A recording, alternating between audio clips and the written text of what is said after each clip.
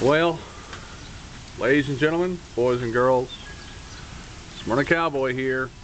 Today's Sunday, May 2nd. The second round of rain is coming. And if it stops now, it won't be as bad as it was yesterday. But if not, it's going to be the same repeat of what we had yesterday. And I don't know if the house can take it or not. So all we can do is just watch it rise right now. Hopefully the rain will slack off and stop and give us time to